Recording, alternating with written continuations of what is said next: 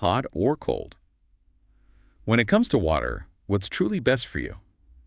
It seems like such a simple everyday question, doesn't it? It really does. But what if the answer is, well, far more nuanced than you think, with surprising benefits and drawbacks depending on the temperature? Exactly. Our mission today in this deep dive is to go beyond that common wisdom and really unpack the science and insights from the sources you've shared with us. Yeah. We want to explore the surprising practical applications of different water temperatures for drinking and beyond. And what's truly fascinating here, I think, is how the sources reveal it's really far from a one-size-fits-all answer. Right. Understanding these nuances can genuinely lead to those aha moments about your own personal health and daily habits. So we'll be diving into specific studies. Yeah, studies, real-world user experiences, and even some surprising physical phenomena that might just make you rethink your next sip. Okay, let's start by plunging straight into the temperature debate for drinking water. Specifically, the benefits our sources highlight for hot or warm water. For one, it's often linked to improved digestion and even constipation relief. How does that work exactly? Well, the idea is that warm water can promote bowel movement and help dissolve food more easily. Makes sense. It's more than just comforting, too. The steam from warm water can act as a kind of natural expectorant, almost like a gentle internal humidifier for your respiratory system. Ah, so it helps clear congestion. Exactly, making it easier for your body to clear that mucus. Our sources also mentioned its potential support for things like perspiration, circulation, and flushing toxins. Flushing toxins. That phrase always makes me pause. What do the sources suggest that actually means in this context? Is it like a direct detox? That's a really good question. The sources seem to indicate it's less about a literal flush, like washing things away directly. Okay. It's more about how warm water gently encourages your body's existing mechanisms.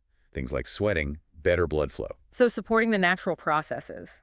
Exactly. Supporting your body's natural detoxification rather than, directly eliminating toxins in the way some people might imagine. It's a subtle difference, but an important one. That clarifies things. It's supportive rather than active removal. Okay. And warm water is also just incredibly soothing, right? Leading to mental calm, stress relief, apparently by assisting nervous system function. The comfort factor. Definitely. And finally, drinking warm water before bed. It can actually promote relaxation and maybe even better sleep. Okay, so those are some pretty compelling benefits for warm water. But we have to look at the other side, too. Right, the potential drawbacks. Yes. And the most critical one is definitely the scald risk. Yeah. Drinking water hotter than, 60 degrees Celsius? About 140 degrees Fahrenheit? That can definitely burn your mouth or throat. Serious stuff. Absolutely. Need to be careful with temperature. And, sometimes it just comes down to preference. While it can be soothing, warm water might just feel less appealing, less refreshing, maybe, especially on a really hot day when you just want to cool down fast. Good point. So if that comforting warmth isn't what you're after, let's switch gears. Let's plunge into the invigorating world of cold water. All right. What unique benefits do our sources uncover there? Well, for instance, cold water is incredibly efficient for hydration, especially when you're hot. Right. Cools you down faster, helps maintain that core body temperature. Very important during exercise. Totally. And here's an intriguing little detail. Drinking ice water apparently burns a few extra calories. Oh, yeah. How many? It's not a lot, something like 4 to 8 calories per glass, approximately. Okay, so not a weight loss miracle then. Definitely not. Yeah. But it's because your body has to work to warm that water up to your core temperature. It's a little reminder of the body's constant work, isn't it? That metabolic engine always running. Exactly.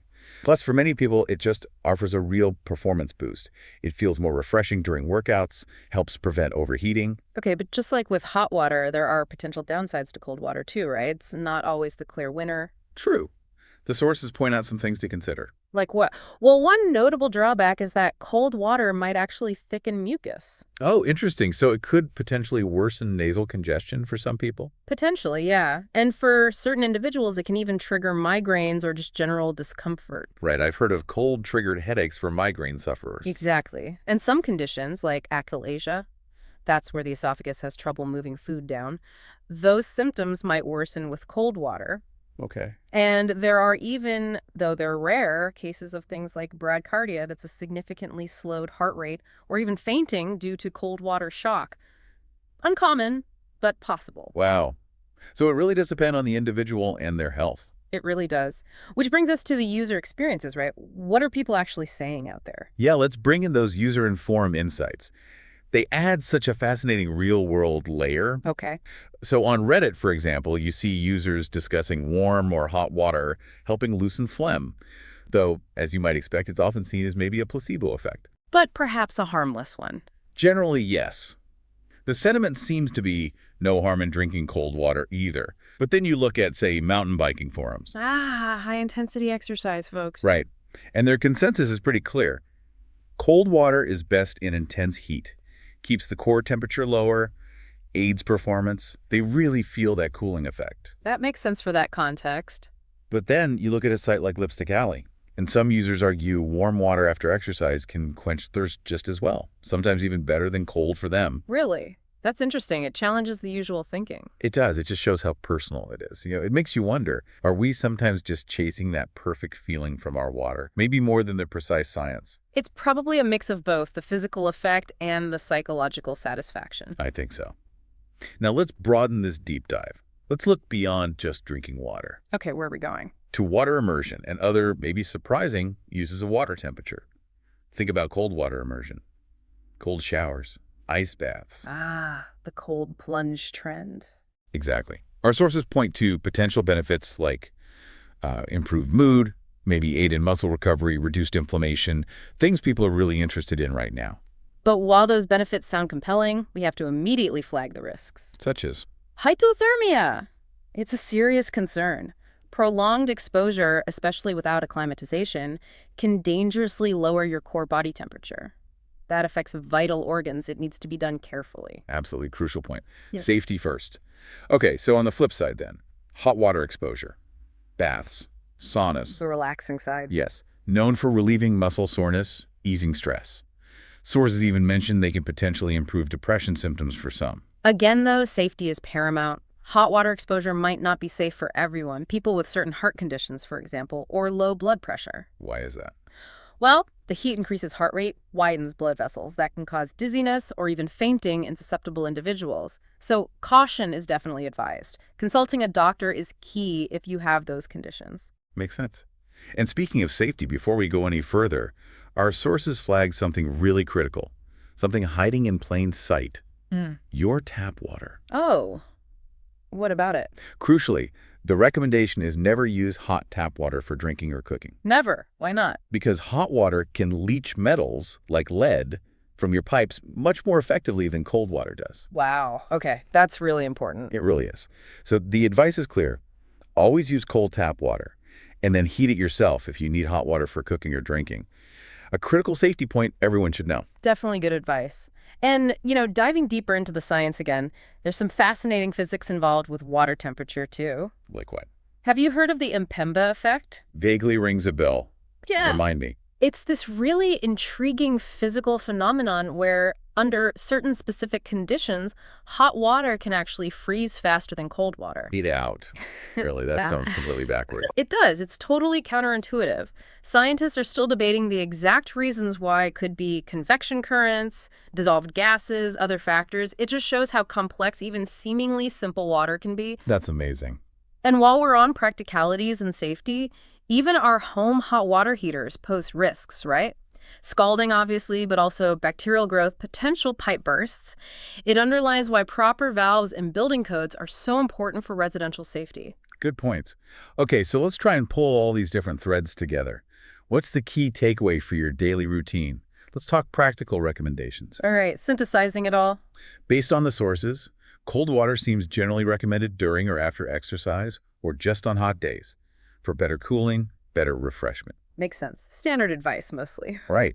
Warm water, on the other hand, is suggested more for sipping perhaps in the morning, or if you're experiencing constipation, maybe before sleep for that calming effect, or during an illness to aid digestion. So matching the temperature to the need or the moment. Exactly. And we just have to stress this again.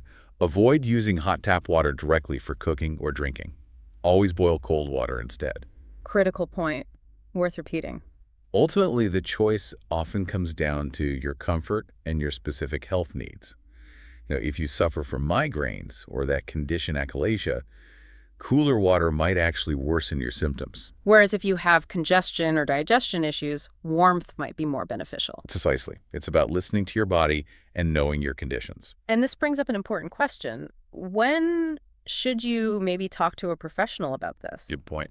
Well, if you're thinking about trying those cold water therapies, we mentioned ice baths, cold showers, it's really crucial to consult a doctor first, especially if you have any heart or metabolic conditions. These therapies can put significant stress on your system. Don't just jump into an ice bath based on something you saw online. Please don't. And, tying this into some recent news highlights from our sources, they reinforce a lot of these points. Cold water does give that minimal metabolism boost, helps post-exercise recovery, but the calorie burn, as we said, is tiny. Not a magic bullet. Not at all. And the ultimate takeaway from a lot of recent discussion seems to be, look, there's probably no serious harm in drinking cold water for most people. And really, the best temperature is simply the one that helps you stay hydrated, whatever encourages you to drink enough. So after all that, what does this all really mean? I guess the ultimate takeaway from our deep dive today is just that there's no single right answer, is there? Not at all. No one size fits all. Both hot and cold water clearly come with their own unique advantages and some potential drawbacks. The real key is choosing based on the context, right? Yeah. Your health condition, the situation, and just your personal preference. And shifting our perspective just slightly to the bigger picture, the single most important thing, according to pretty much all our sources, is just staying well hydrated, period. Whatever comfortable temperature helps you achieve that, that's what's paramount. Absolutely. So maybe a final thought for you to consider. How might understanding these nuances actually change your own daily hydration habits? Yeah, or even influence your post-workout routine. What's your ideal water temperature for different moments in your day? Something to mull over next time you reach for a glass.